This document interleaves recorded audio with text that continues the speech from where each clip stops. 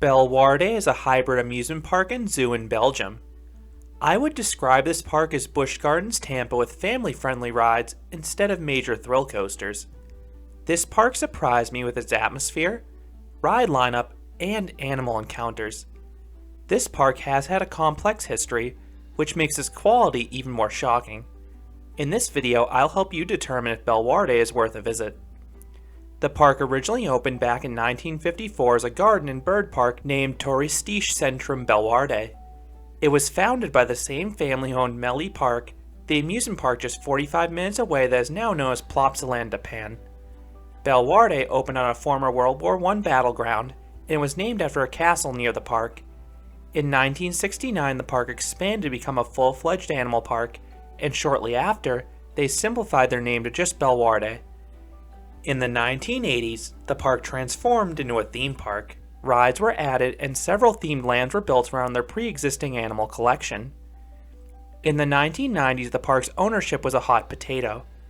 In the early 1990s, Bellewaerde was sold to the Walibi Parks. Then in 1998, Premier Parks purchased the place. Just a few months later, Premier Parks purchased the entire Six Flags chain, and they took the company's more recognizable name. Then in 2004, Six Flags sold off all their European properties to alleviate their debt, which transferred ownership of Bellewaerde to Palomon, who now owns Star Parks. Then in 2006, Compagnie des Alpes purchased Walibi Parks and Bellewaerde, and this is who has owned the park ever since. The stability over the past 1.5 decades has helped Bellewaerde grow into the family-friendly park it is today. The most striking thing about this park is its appearance. The park is extremely green and lush. There's plenty of foliage and shade down each midway, and also around most attractions. Then all 7 lands look great. Each area has a distinct feel and aesthetic, and it's executed well. Mexico has some themed flat rides and fancy facades. The Far West feels like you've stepped back in time to a quaint western town. The jungle feels like Disney's Adventureland with all that style and that greenery.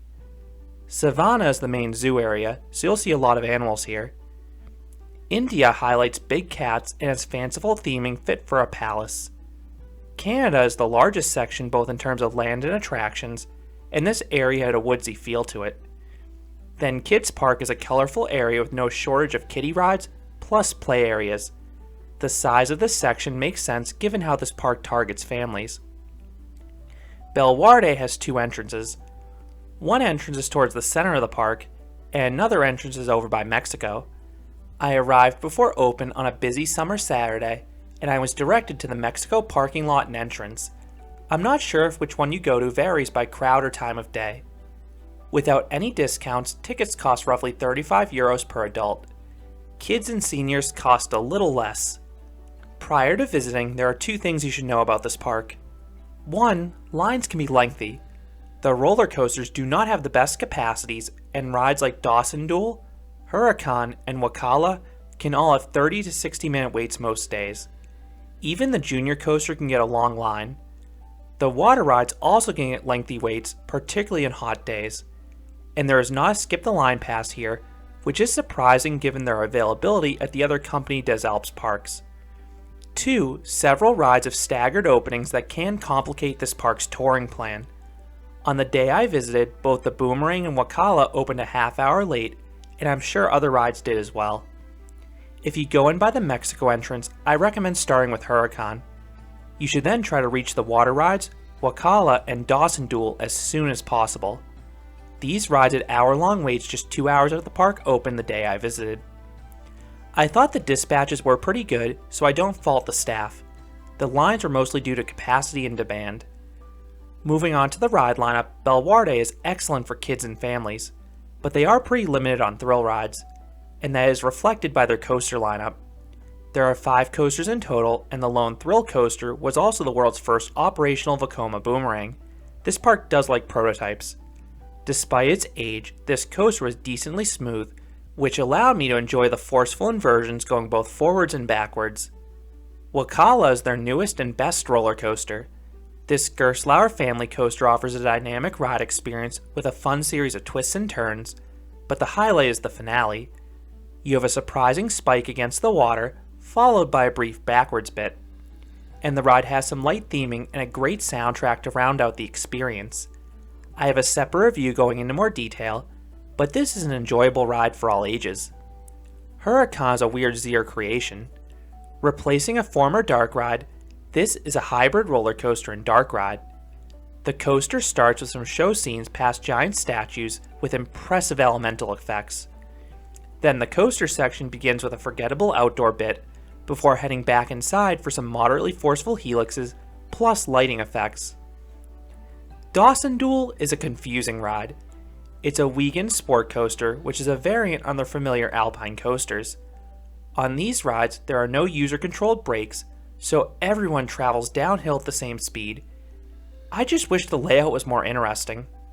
Rather than being built on a hillside, Dawson Duel is built on a flat piece of land, which saps this ride of one of its usual selling points.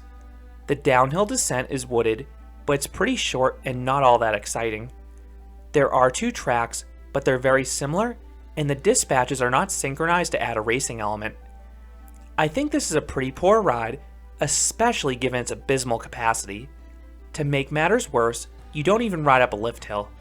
Rather, you climb the super long set of stairs and rampways similar to a water slide, and if this attraction does have a line, which it will most days, the wait is miserable because it moves at a glacial rate and there's barely any shade. The final coaster is Keverbahn. I skipped this junior coaster due to crowds, but this Zero Tivoli coaster appears to have a nicely wooded layout. The park's flat ride lineup is solid, but not spectacular. There are plenty of spinning rides, but there are 2 notable flats. First, you have a rare Huss Drop Tower and Screamin' Eagle. The initial launch is quite thrilling. It occurs from a standstill and has more force than the S&S towers out there. The rest of the ride is pretty dull though. It offers solid views, but there's no airtime or stomach dropping sensations as you bounce up and down. Second, you have the prototype Huss Topple Tower and El Volador. I was surprised any of these rides were still operating, let alone the first one. The ride has some technical issues early in the day, but I was thankfully able to snag a ride. The ride is perfectly placed on a pedestal and surrounded by fountains. The ride is incredibly fun to watch. In fact, I'd say it's more enjoyable to watch than it is to ride. While the visual is cool on ride, the ride itself is pretty tame and only offers weak centripetal forces. The best water ride here is Bengal Rapid River. This rare Vekoma Rapids ride features flexing rafts and wonderful visuals. The entire layout is shrouded by trees, and there's some light theming along the route. The rapids are incredibly weak, but there are a few geysers that will splash you.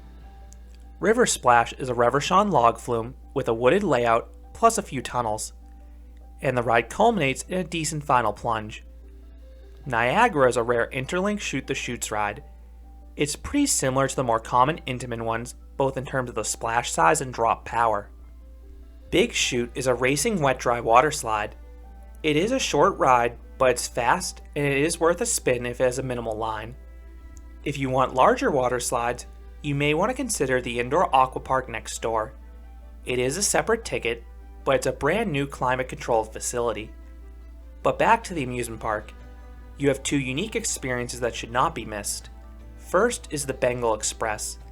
This scenic train ride brings you through the park's Bengal Tiger exhibit.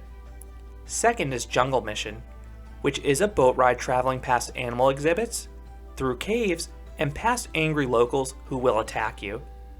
Then you also have a dark ride in Houdini, which is a very good Vekoma madhouse. This one has decent theming and a very convincing inverting effect. Beyond the rides, you also have plenty of animal exhibits. I expected the zoo to be on the smaller side, but there were popular and large mammals such as giraffes and elephants, just to name a few. I recommend starting off with the rides and exploring the animals midday when the crowds intensify. Last but not least, I did have a meal at Bellewaerde. I got some fried seafood. It was surprisingly cheap and the quality was fine. I wanted to try some of the other stands, but the lines were moving at such a slow rate I got food elsewhere. So do I recommend Bellewaerde? I'd say this is a must for families and animal lovers. I love the overall look of the park and how the incorporation of the animals into the experience. For a pure coaster enthusiast, Bellewaerde is just okay. While some of the coasters are unique, none are true standouts. This park really is more about the full experience rather than the coasters. However, this park is just a short drive from Plopsaland, so you can do both in the same day if desired. So those are my thoughts on Bellewaerde, the hybrid family amusement park and zoo in Belgium. What are your thoughts on this theme park? Do you agree it's a family-friendly Busch Gardens Tampa? Let me know your thoughts down in the comments. If you enjoyed this review, I'd appreciate if you gave this video a like and you considered subscribing, because there'll be a lot more roller coaster and amusement park videos here at Canopy Coaster. Thanks for watching.